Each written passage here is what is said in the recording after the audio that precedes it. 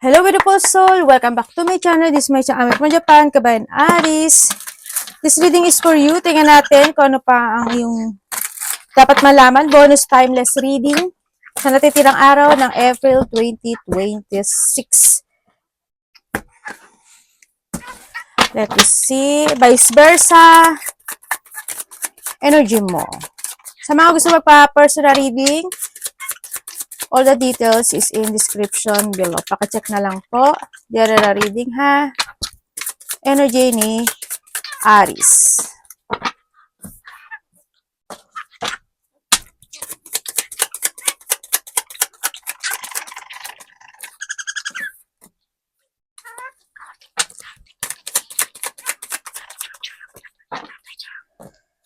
Okay. Energy mo na nakikita ko sa'yo dito, Aries, andun yung point na meron ka namang clear mind na gusto mong umalis o gusto mong bumitaw sa isang bagay o sa isang sitwasyon mo sa buhay mo. Kaso, parang ano na lang to parang ano yun, nasa sayo, ano ba yun? Mindset. Nasa mindset mo na lang siya. No, you are feeling trapped. Ang nakikita ko sa iyo when it comes to your energy, you are feeling trapped. May mga bagay o sitwasyon sa iba na may mga bagay na hindi makapag-desisyon o kaya nandun yung point na kapag ano ba yun? Para may mga gusto kang i-try na new things or you want to try new path para hindi mo siya magawa. Nandun yung point na yun, ano? And then, ang nakikita ko rin sa iba sa inyo dito is yung iba sa inyo parang meron kayong sitwasyon na nauulit Parang nauulit kasi siya. Hindi ko alam in what way, pero nauulit yung sitwasyon mo this time. Siguro masyado ka emotional. Pwedeng na paulit-ulit yun, nandun yung point na yun. O nandun yung point na nagkakaroon ng stagnant na sitwasyon o nai-stagnant ka. No, nandun yung point na yun. Pwede rin naman yung iba sa inyo is na medyo nagkakaroon ka ng scared to move on in some aspect of your life. No, ako nakikita sa iyo dito. Ano na lang to, sa pag-iisip na lang din siguro, no? Yun na nakikita ko sa iyo dito. Kasi nauulit kasi siya, no? Dito sa sitwasyon mo. Sa iba naman sa inyo is pwede naman na nandun yung point na meron kayong kausap na makakaramdam kayo o nakakaramdam ka ng overwhelming, pwedeng nandun sa point na yun. Yun ang nakikita ko sa iba sa inyo. And sa iba naman is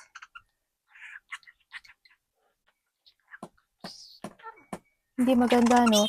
May mga may mga maling desisyon o mag-ingat ka na lang, siguro may mga baka magkamali ka lang din kasi ng desisyon sa nakita ko dito. Kaya ingat ka na lang when it comes sa mga decision making mo, sa mga sasabihin mo, sa salita mo.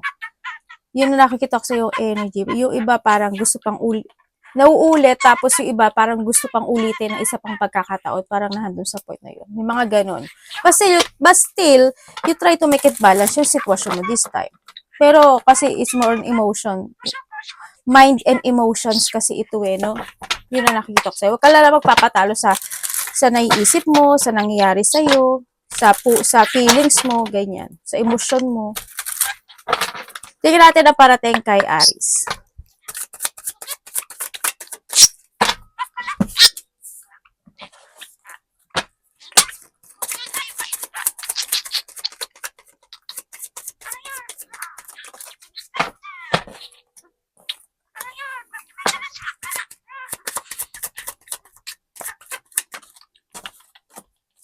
Okay, parating sa iyo. Ang galing hangman and hangman. Okay, parating sa iyo, Aries. Parating sa iyo, ang nakikita ko sa iyo, lalaya ka sa isang bagay, isang sitwasyon mo sa buhay mo na maaring hindi naging maganda, nahirapan ka, o may mga sitwasyon na ikinalungkot. Yun ang nakikita ko sa iyo. Parang you will back from the basic, you will back from the zero, from the beginning, kumbaga na doon sa point na yun. Ang parating din sa iyo kasi may mga tao kang nakakausap o may nakakausap ka na tao na hindi naman talaga sila totally gusto, hindi ka nila gusto or hindi sila gusto, well, pareho lang naman din, ano, sa nakikita ko sa'yo dito. Hanggang din yung point na mag-ingat ka na lang din, ano, pagdating sa mga nakakausap mo, kasi hindi ko nakikita yung loyalty or maaaring ikaw nagbibigay ka ng full of support dun sa sitwasyon na yun o sa tao na yun, pero hindi sila gano'n. And then also, nakita ko rin parating sa'yo is nandun yung point na may mga bagay na malala ko idea ka, malala ko plano ka, o kaya halimbawa may mga gusto kang sabihin, hindi mo masasabi, hindi mo may express yung nararamdaman mo, hindi ka makakapag-speak out, tapos sa iba naman may mga situation na pwede magkakaroon ka ng parang medyo rude kasi yung salita. Pwedeng doon ka magiging emotional kasi may tao na magiging bastos o masakit magsalita, may tao na being paranoid, tapos may pang-iinsulto sa iba, no, na handun sa point na yon. May tao na nagsisinungaling siya, tapos ipipilit niya yung gusto niya, tapos parang nahandun yung point na papaniwalain ka niya sa gusto niya o sa sinasabi niya, pero mali. Alam mo yung ganun? Sana hindi ikaw ito. Handun din yung point na ima-mind games ka. Yung may mga tao din na nagmamarunong. Ma-mind games ka, may sarcastic situation, yun ang nakikita ko dito. And then also, may nagmamatsyag. Ako na nakikita sa'yo dito.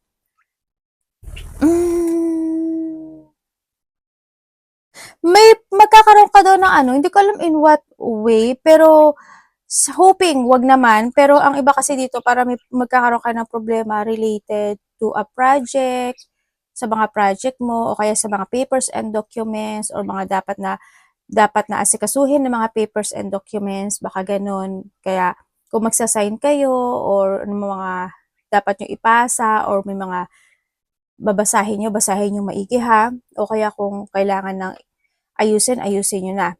No, ang nakikita ko dito. Basta mag-prepare ka na lang sa mga ganun. Kung meron kayo mga issue na ganun, sa nakita ko. Also, there's a bullying situation. Ako na nakikita sa'yo. And then also, is may mga bagay doon na hinihintay ka. Yung iba sa inyo naman is may travel. Either by uuwi o magta-travel ka, malayo o malapit dyan. Or dito rin yung point na pag-iwas sa iba o paglayo. Dito is may tao ng very manipulative, no? May taong very manipulative tsaka betrayal. Ako nakikita sa iyo. Medyo, ang nakikita ko sa iyo dito,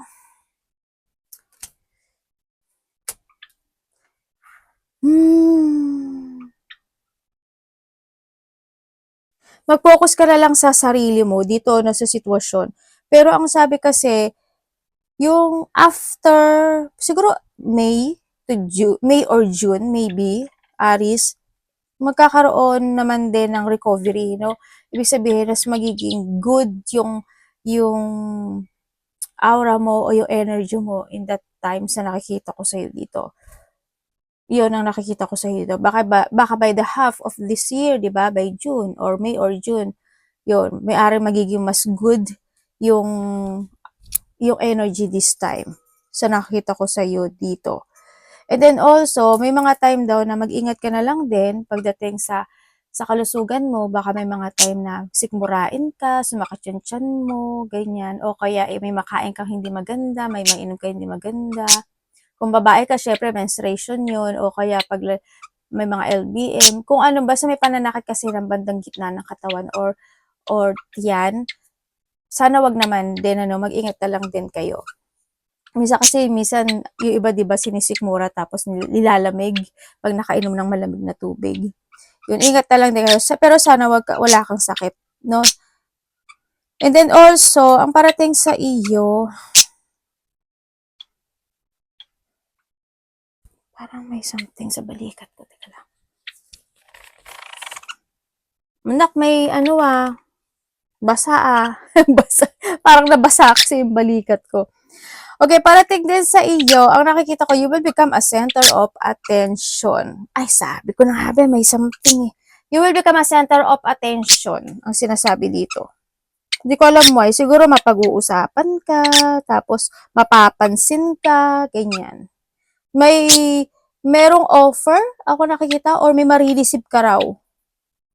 O may hinihintay ka na gusto mong ma-receive. Yun ang nakita ko sa iba ha. Sa iba may hinihintay na gustong ma-receive. Sa iba naman dito is may marireceive kayo. Sa iba naman sa inyo is, teka lang, within the 11 days, 11 weeks, 11 months, or nangyari na, or mangyayari pa lang, nagpupunas lang ako na ano ha. Meron kayong matatanggap na, hindi ko alam kung text message. Sa iba dito, text message yun, ganyan. Sa iba dito, opinion, communication, o kaya mga papers na marireceive. Yun ang nakikita ko dito. Sa iba. Makaka-receive ka daw ng pagpapayo, or may tao magpapayo sa'yo, or magbibigay ng opinion niya. Yun ang nakita ko dito. Sana hindi kayo iwas ka na lang din sa conflict, o kaya masabaan mo pa yung pasensya mo kasi medyo nagtotrouble yung situation mo this time. Sa nakikita ko dito ha.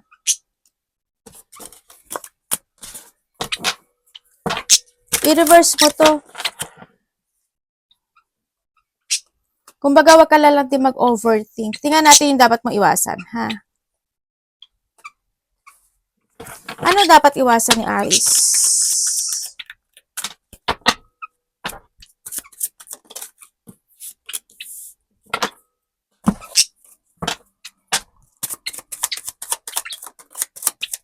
Okay.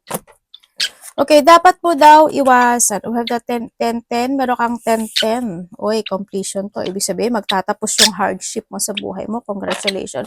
We have the 10-10. Apat yung 10 mo. 10-10-10. Congrats, completion. Ibig sabihin, yung lahat ng hardship o lahat ng hirap o lungkot na mararamdaman mo this time ito is magtatapos na. As long, yung iba dito, as long as magiging open-minded ka lang daw Iba dito, kasi medyo iba dito, parang medyo close-minded ata. Or medyo hindi, parang masyado kasi yung parang hindi open sa mga warning, opinions, sa mga nasasabi ng ibang tao, ganyan. Maging open ka lang at huwag ka lang masyadong maging patolera, mas magiging okay siya. So, nakita also this are completion situation. Ang dapat mo lang daw iwasan is yun nga, yung lungkot, yung hindi ka makapag-move on, hindi ka makapag-umpisa, and then also yung ulitin yung mga nakaraan, tapos yung, syempre, always have faith, mag-trust ka sa intuition mo, and then, iwasan mo yung mga bagay na pwede makapag-pressure sa'yo, wag ka mapanghihinaan ng loob, tsaka syempre, yung magkaroon ka ng limitation sa sarili mo. Kumbaga, if there is a situation na kailangan mo i-try new things, gawin mo, di ba? O kaya, may mga suggestion, pakinggan mo, baka makatulong sa'yo yung mga ganong sitwasyon. Yun, yung mga away, yung labis-labis na sitwasyon. Yan, iwasan mo, di ba? Labis na paglabas ng pera, labis na ganito, labis na ganyan, labis na ganun. Yan, lahat ng labis kasi masama, no? Isipin nyo na lang din yun. And syempre, yung hindi ka matuto sa mga nagaganap sa buhay mo. Yung mag-pick up ka doon ng mga aral, no? Learning from the past, learn from the past, kumbaga. Ma-loss of control, yung magkaroon ng mga pagpapaliban, at syempre, yung labanan mo, yung mga pagbabagong pwedeng maganap sa buhay mo, iwasan mo yon. Ate, ano bang ibig sabihin ng labanan? Halimbawa, example nagkahiwalay kayo ng karelasyon mo. Nagkahiwalay kayo ng karelasyon mo, pero hindi mo pananggap, and gusto mo pa rin na magkabalikan kayo, no? Ibig sabihin, nilalabanan mo yung pagbabago na yon. Kasi, ibig sabihin, kaya yun nangyari kasi inaalis sa atin ni universe yung mga tao na hindi karapat-dapat sa buhay natin. Or sa iba naman is pwede kasi na may mga bagay na kailangan matutunan, kaya kailangan magkaroon ng separation. O kaya naman may sitwasyon na pwede nga alisin sa atin kasi may mas better. Mga ganong sitwasyon, ha? Example ko lang naman yun. Yun ang nakikita ko sa iyo dito. And may mga decision making na kailangan daw na i-change. Hindi ko alam in what way ko ang mga decision mo sa buhay. Pero there's a decision making na need to change. At saka learning from the past. And this time, na kailangan mo daw ng transformation. Hindi ko alam kung saan transformation na kailangan mong baguhin sa buhay mo, siyasatin mo, at saka this is a time to awake, no? Love ni Aries. Kapatid, anak, magulang, karelasyon, kaibigan, pamilya.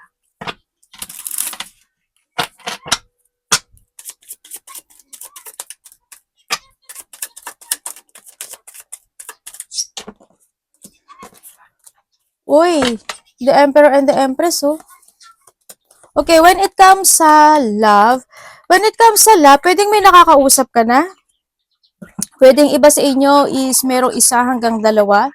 Ako nakikita sa inyo is sa iba isa, sa iba dalawa. Sa iba wala na to. As in, wala na sa mundo natin, no? Okay, kung single ka,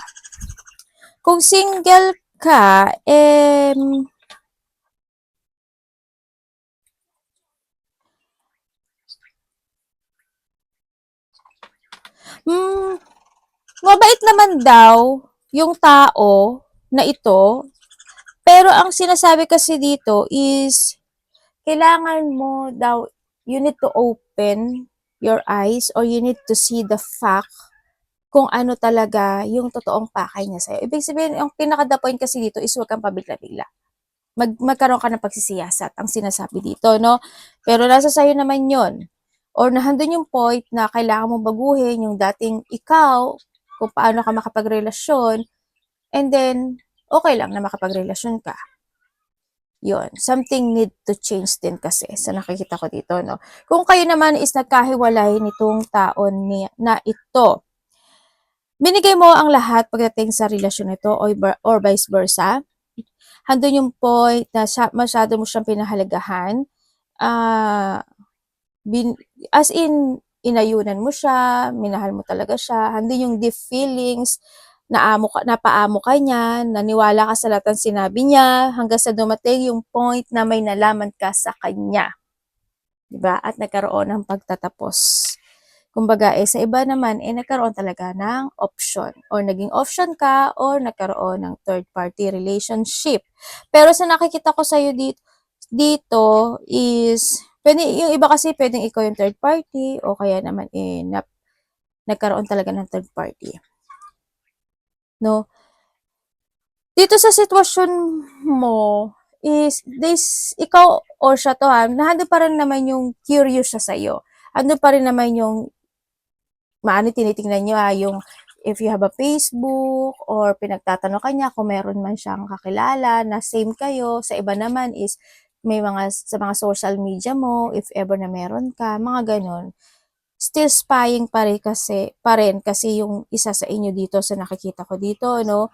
Yun ang nakikita ko. Nagkakaroon siya ng doubt, pero handun yung point na gusto niya kausapin ka, or handun yung doubt na gusto niya na magkaroon ng pagsasaayos sa'yo. Gusto niya kasi ng renewal dito, no? Sa nakikita ko sa mga nagkahiwalay dyan. Kung kayo naman is may third party, magkarelasyon pero may third party relationship, ang nakikita ko sa dito is alam mo naman daw na yun, na meron. Kumaga, yung iba dito is nabibisyo niya yun, or yung iba sa inyo is alam nyo daw na meron talaga. Or maybe ikaw talaga yung third party. Yun. Pero nasa sayo na daw ito, no? Maaari kasi isa sa inyo nagkakaroon ng doubt na sa relationship. Hindi alam kung paanong gagawin, kung maghihintay pa ba, aalis ba, or ano, nahandon yung point na yun. Pero may alam ang isa sa inyo. Kung kayo naman is walang third party relationship, ando naman yung same soulmate ata kayo. Or handun yung point na, kasi the Empress and the Emperor din kasi, no, ibig sabihin same talaga sila. Pwede mag-asawa na kayo, or handun yung point na nagsisame kayo ng energy. May soul connection kayo, kumbaga. Sa walang third party to ha, sa walang third party relationship. Pwede rin na handun sa point na handun talaga yung pagpapahalaga, being truthful naman din yung isa, mabait at mahaba ang pasensya ng isa sa inyo, no? Hindi ko lang maintindihan, parang may kontra Hindi ko alam kung ano yung kontra. Parang may kumukontra dito sa relationship na to.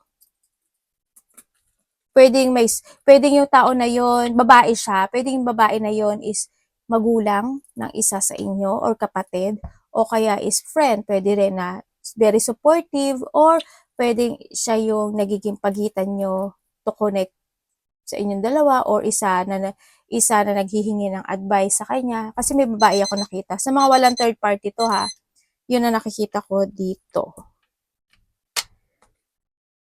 Or pwedeng siya yung blockage, or siya yung kontra-bulate. So, pwedeng na doon sa point na yun. Ako nakikita dito. Or pwedeng sa iba naman is the advisor, itong tao na to, no? Yun. Ipasok mo lang yung sarili mo doon. Tingnan natin ang iyong money. Kasi may babae ako nakikita isa. Kamusta po yung money ni Aris? Sa iba, yung babae na yun, third party yun. May mga third party, sa wala naman, may babae. Ako nakita.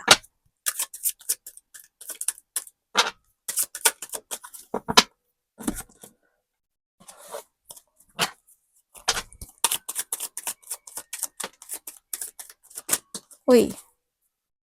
Devil. Ba't may devil ka?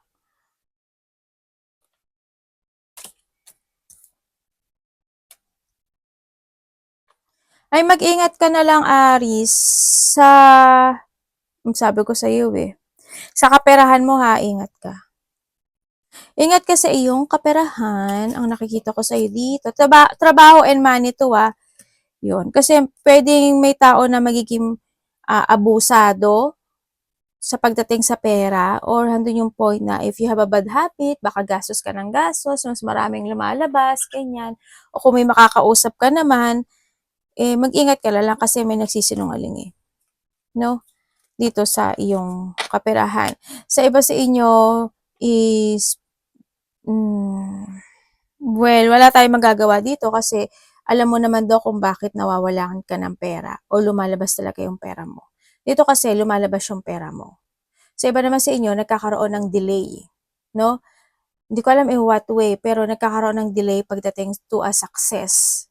Huwag naman sana ma-delay yung sahod kasi nakakalungkot yun, di ba? Pero mangyayari ito within the 1 day, 1 week, 1 month, ganyan. Pwedeng sa May or June, magiging maganda na talaga yung flow mo. Sa nakikita ko sa dito, yun, ang nakikita ko sa iyo. Medyo sa iba is pwedeng may mga idea ka or may mga new project na pwedeng dumating sa buhay mo, o kaya kung may idea ka o may mga bagong project o creation ka na gusto mong gawin, i-force mo yun kasi yun yung makakatulong sa'yo for your victory and success pagdating sa kaperahan. Yun ang sinasabi dito. Sana hindi ganun kalaki yung frustration mo sa trabaho mo or tsaka sa pera mo. Basta, you need to see the fact bago ka gumastos talaga, no? Ang nakikita ko sa'yo dito kasi pwedeng ito is mag-loss talaga siya sa nakikita ko dito. Pag-isipan at maging matalino pagdating sa kaperahan. Yun ang nakikita ko sa iyo dito. Ingatan mo na lang yung pera mo. No? Para masave mo rin to. Basta control and balancing. Arigato namaste, God bless.